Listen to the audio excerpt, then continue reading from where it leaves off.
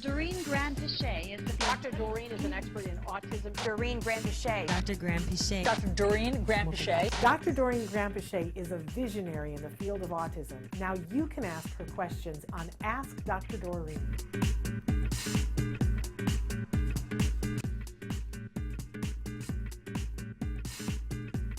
I'm 25 and I've been fired from about 85% of my jobs, or I'm not rehirable. I've made money every year since 16, but through a lot of different jobs, sometimes only weeks or months at a time. They became an EMT at 23, and I've gone through a few jobs since then. I also have PTSD, anxiety, ADHD, sleep issues, likely Marfan's or EDS as well, waiting on test results. Before I got fired from my last job, I told them about my issues and how it affected my performance, and how my boss had really made it difficult for me to succeed. And even though I said that I thought I had autism, the HR lady said, my son has autism.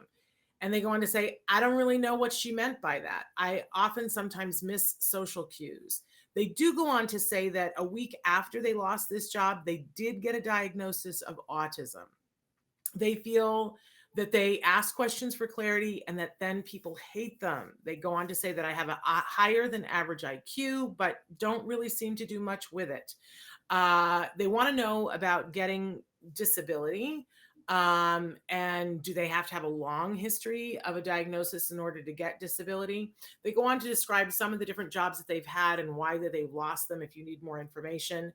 But they say that people think that I'm condescending or rude. I try to help them and they think I'm lording over and trying to be their boss. I'm about ready to throw in the towel. So they want to know about disability, how that works, if they can continue to work if they're on disability, or how to find some place that's willing to work with them. And they want to know if they can be on disability and have a business on their side, because they also want to sell crafts. They do cricket stuff with their cricket, and they paint. They're a maker. So I absolutely love that. I love our artists that are on the spectrum, and I appreciate how that's a hard job no matter what. And then you throw COVID in your job. And when you're someone who is perhaps having difficulty communicating with people and they say most of my problems have come from me being misunderstood.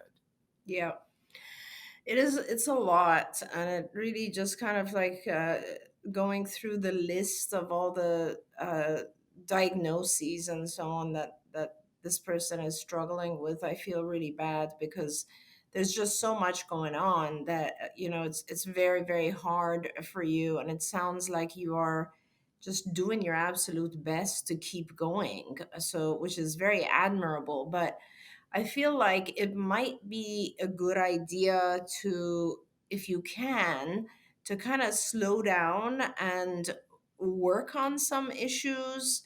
And then when you kind of go out there and re-enter the workforce, in that sense, things might be a little bit easier. So let's just start with the whole disability thing.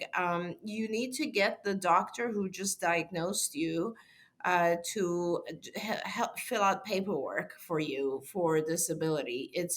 You can get, I don't know that you necessarily need disability itself, or you could just get Social Security payments, which you can, and it doesn't have anything to do with whether or not you're working at that time.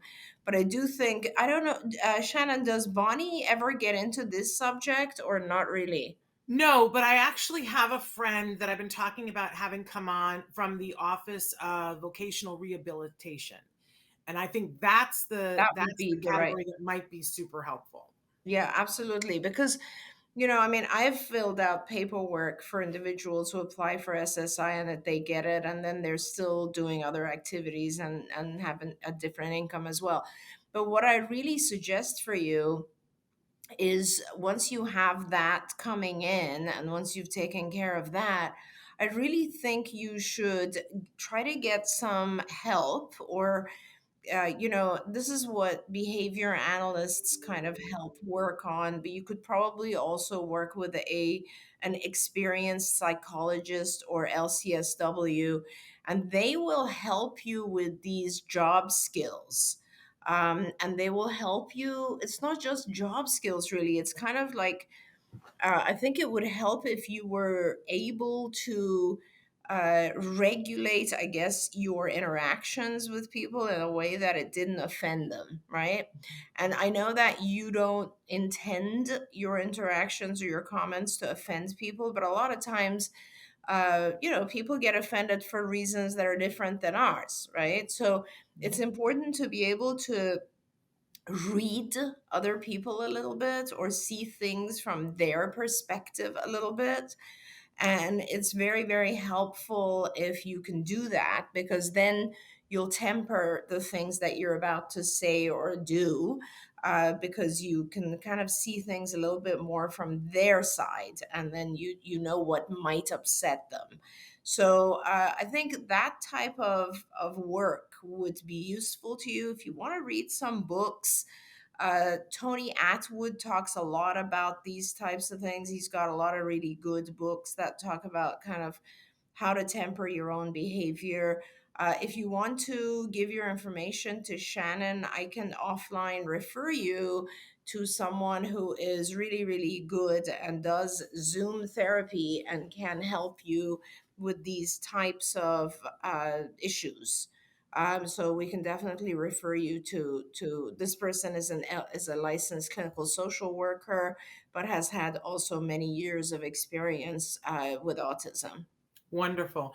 So my email, which I'm sure Traven will pop up there in just a second, you can write to me. It's so much easier now. Shannon at autism-live.com. Super duper easy, and you can drop me a line, and I will make sure to connect and get the information from Dr. Grampichet. I also do want to say I don't know enough about vocal rehabilitation, but my friend keeps telling me this is this great untapped resource, and that you got to tell your viewers about it, because not only can you go to vocal rehab and get connections for internships and jobs, but they also have stipends that they give people while they're looking for jobs. Didn't know that. And that's in some cases, if you want to go to college, they'll give you a stipend for while you go to college because you're learning those skills. So untapped resource that I'm told by my friend that very few individuals on the autism spectrum come in and take advantage of those resources. So we got to get her in here and help tap into those resources. But we have sent a few people to vote. And what's great is they're in all 50 states. There's a vocal rehabilitation department, and we've said to people, go check it out, see what you find. And I've heard wonderful things back from the people who've gone. So that's a really cool thing. As I was afraid, because